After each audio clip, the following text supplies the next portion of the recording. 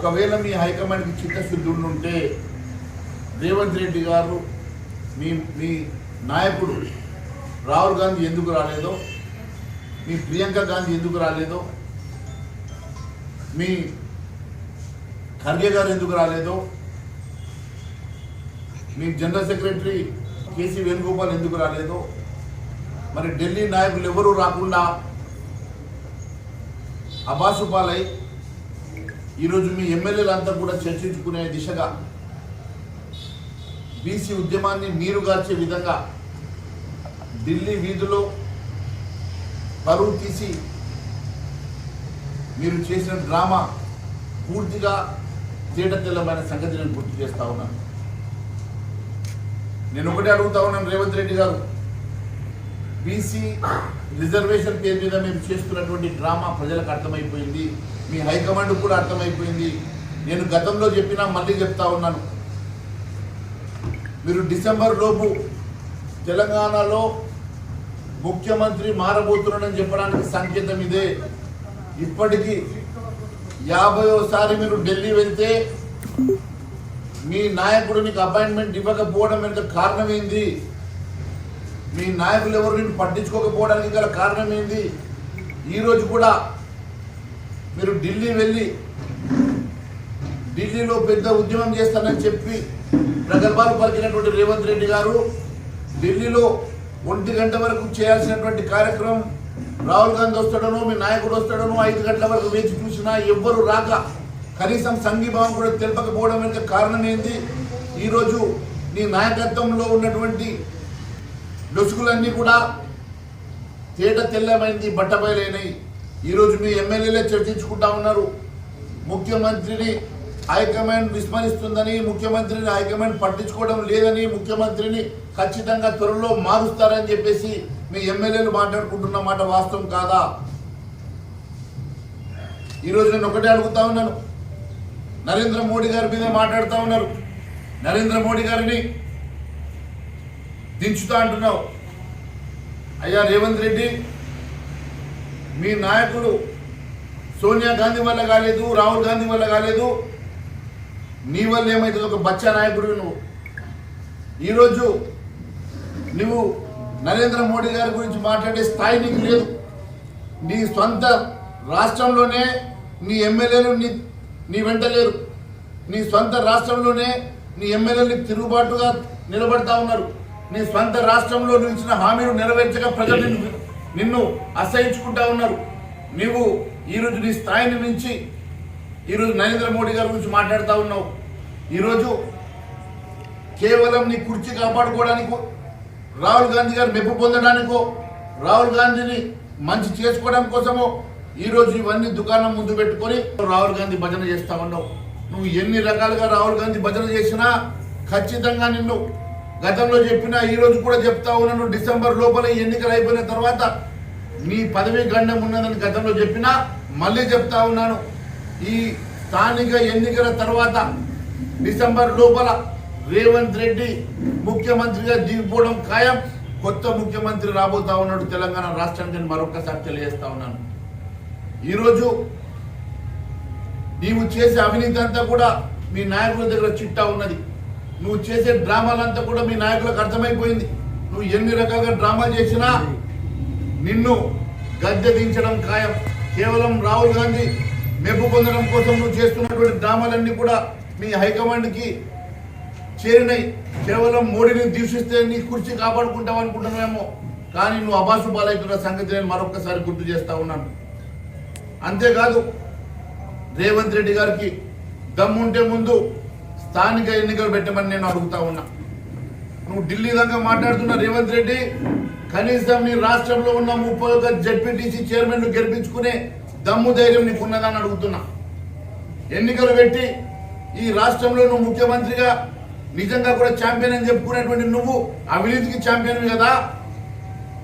ఈరోజు నేను ఒకటే అడుగుతా ఉన్నాను, రేవంత్ రెడ్డికి దమ్ము ధైర్యం ఉంటే ఈ రాష్ట్రంలో స్థానిక ఎన్నికలు నిర్వహించి 31 జిల్లా పరిషత్ చైర్మన్ గెలిపించుకోమను నేను రాజకీయ సన్యాసం చేస్తాను తెలియజేస్తా ఉన్నా. తెలంగాణ రాష్ట్రంలో సగం సీట్లు కూడా గెలుచుకునేటువంటి స్థాయి నీకు లేదు. వల్ల ఈరోజు నువ్వు 31 జిల్లా పరిషత్ చైర్మన్ గెలిపిస్తానన్న ధైర్యం నీకుంటే, నేను చేసే ఛాలెంజ్ కి నువ్వు సిద్ధమైతే, మరి 31 చైర్మన్ నువ్వు గెలిపించుకుంటే నేను రాజకీయంగా సన్యాసం చేస్తాను, నువ్వు ముఖ్యమంత్రిగా రాజీనామా చేస్తావా అని చెప్పి నేను ప్రశ్నిస్తా ఉన్నా. కేవలం మభ్యపెట్టడానికి, ఇచ్చిన హామీని నెరవేర్చలేక, సమస్యను పక్కదో పట్టించడానికి ఈరోజు కేవలం ఢిల్లీ అని గల్లీ అని చెప్పి రోజుకు మాట బూటకు మాటలు మాట్లాడే రేవంత్ రెడ్డి గారు ముందు ఇచ్చిన హామీని నెరవేర్చాల్సిందిగా మేము కోరుతా ఉన్నాం. కడుపు కట్టుకొని 9,000 కోట్ల రూపాయలు ఇచ్చినని చెప్పేటువంటి రేవంత్ రెడ్డి గారు ఇది ప్రతి సంవత్సరం 2 సార్లు ఇచ్చేటువంటి రైతు బంధు. ఈరోజు ఒక రైతు బంధు ఇచ్చి సంబరాలు జరుపుకుంటున్నా నువ్వు, ఇవే చివరి రైతు బంధు ఏమో అని చెప్పి ప్రజలు భయపడేటువంటి పరిస్థితి ఉన్నదని నేను తెలియజేస్తా ఉన్నాను. ఈరోజు కులగణన చేసిన అంటున్నావు, నిజంగా కులగణన చేసినవా లేకుంటే కేటగిరీ గణన చేసినవా?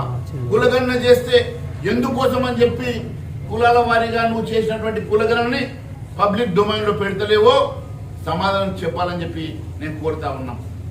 ఈరోజు నిజంగా కులగణన చేస్తుంటే, నిజంగా కులగణన వాస్తవం అయితే మరి 56% ఉన్నటువంటి బీసీలు ఈరోజు 46%కి ఎందుకు తగ్గిండ్రో మీరు సమాధానం చెప్పాలని చెప్పి అడుగుతా ఉన్నాం. మరి కులగణన చేస్తుంటే కులాల వారీగా మీరు చేసినటువంటి స్టాటిస్టిక్స్ ని దేనికోసం అని చెప్పేసి నువ్వు వెబ్సైట్ లో పబ్లిక్ డొమైన్ లో పెడతలేవో సమాధానం చెప్పాలని చెప్పి కోరుతా ఉన్నాం. కేవలం 3 వారాల లోపల రాష్ట్రంలో కులగణన జరిగినట్టుగా, నువ్వేదో చేసినట్టుగా, గతంలో ఎవరు చేయనట్టుగా ప్రగల్భాలు పలికేటువంటి రేవంత్ రెడ్డి గారు నిజంగా నువ్వు చేసిన కులగణన వాస్తవమైతే దేనికోసం అని చెప్పి పబ్లిక్ డొమైన్ లో పెడతలేవో దీనికి సమాధానం చెప్పాలని చెప్పేసి మేము అడుగుతా ఉన్నాం. సామాజిక న్యాయం అంటే బీసీల జనాభా తగ్గించడమేనా?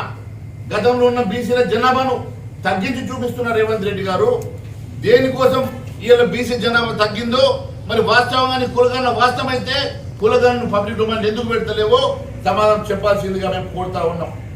ఈరోజు కేవలం బీసీ ముసుగులో మైనార్టీల 10% రిజర్వేషన్ ని అమలు చేయాలన్న ఒక దురుద్దేశంతో మాత్రమే నువ్వు చేస్తున్నటువంటి నాటకం లాగా కనబడతా ఉన్నది. మైనార్టీలకు 10% ఇవ్వాలన్న నీ దురాలోచన తేట తెల్లమైతే ఉన్నదని చెప్పి నేను తెలియజేస్తా ఉన్నాను. ఇది కాంగ్రెస్ చేస్తున్నటువంటి జగన్ నాటకంలో భాగమే అని చెప్పి మేము భావిస్తా ఉన్నాం.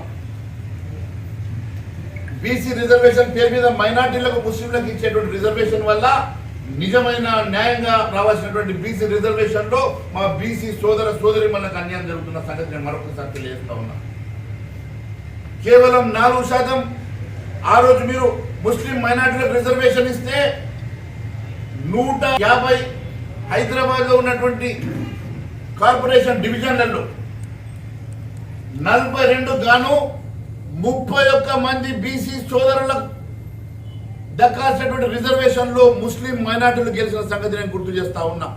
దాంట్లో 29 మంది ఎంఐఎం అభ్యర్థులు గెలిస్తే ముస్లింస్, 2 టీఆర్ఎస్ కెళ్ళి ముస్లింస్ గెలిచి 31 మంది బీసీ రిజర్వేషన్ కోటాలో ముస్లింలు గెలిచిన సంగతి నేను గుర్తు చేస్తా ఉన్నా. దీని వెనుక కేవలం ముస్లిం మైనార్టీలకు మీరు లబ్ధి చేకూర్చడానికి మాత్రమే ఈ రిజర్వేషన్ ఎత్తుకడ వేస్తున్నట్టుగా తేటతెల్లం అవుతా ఉన్నది. నిజంగా నీ చిత్తశుద్ధి ఉంటే నీ మంత్రి పదవుల్లో 42% మరి బీసీలకు ఎందుకు మంత్రి పదవులు ఇవ్వలేదని నేను ప్రశ్నిస్తా ఉన్నా. నీ మంత్రి పదవుల్లో బీసీలకు రావాల్సినటువంటి 42% మంత్రులు ఇవ్వలే. కనీసం వారికి ఇవ్వాల్సినటువంటి మంచి పోర్ట్ఫోలియోలు సైతం నీ దగ్గర పెట్టుకున్నావు తప్ప వారికి మంచి పోర్ట్ఫోలియోలు కూడా ఇవ్వలే. బీసీల పేరు మీద ముసలి కన్నీరు కారుస్తున్నటువంటి రేవంత్ రెడ్డి గారు, నేను మిమ్మల్ని సూటిగా 2 ప్రశ్నలు అడుగుతా ఉన్నా. నీ చేతిలో ఉన్న కార్పొరేషన్లు, నీ చేతిలో ఉన్న మంత్రి పదవులు, నీ చేతిలో ఉన్న ఎమ్మెల్సీలు, నీ చేతిలో ఉన్న రాజ్యసభలు, నీ చేతిలో ఉన్న 42% బీసీలకు నువ్వు ఇస్తామన్నా కాంట్రాక్ట్లు ఎందుకోసం ఇవ్వలేదో ముందు దానికి సమాధానం చెప్పాలా. ఎందుకోసం నువ్వు చెప్పిన బీసీ సబ్ ప్లాన్ ని నిధులు ఎందుకు కేటాయిస్తలేవో, దానికి ఎందుకు చట్టబద్ధత తీసుకొస్తలేవో, బీసీ సబ్ ప్లాన్ ని ఎందుకు ఇంప్లిమెంట్ చేస్తలేవో ముందు దానికి సమాధానం చెప్పాలా. కామారెడ్డి డిక్లరేషన్, బీసీ డిక్లరేషన్ ని ఎందుకు అమలు చేస్తలేవో ముందు దానికి సమాధానం చెప్పాలా. ఇవేవి చెప్పకుండా కేవలం మైనార్టీలను 10% రిజర్వేషన్ కల్పించడానికి కాంగ్రెస్ ఆడుతున్నటువంటి జగన్ నాటకంలో ముసలి కన్నీరు కారుస్తూ బీసీల పేరు మీద నువ్వు వాడుతున్నటువంటి నాటకం తేట తెల్లమైంది. ఖచ్చితంగా ప్రజలు బుద్ధి చెప్తారు.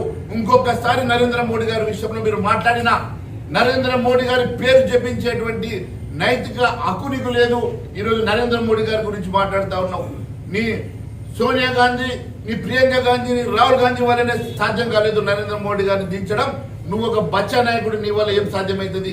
ఎందుకోసం అని చెప్పి ఈ రకంగా నువ్వు మాట్లాడుతున్నావో కేవలం నీ పదవిని కాపాడుకోవడం కోసమే, నీ మెప్పు కోసమే, రాహుల్ గాంధీ గారి మెప్పు కోసమే నువ్వు మాట్లాడుతున్న సంగతి మరొకసారి తేట తెల్లమైంది. ఖబర్దార్ రేవంత్ రెడ్డి అని చెప్పి నేను మరొక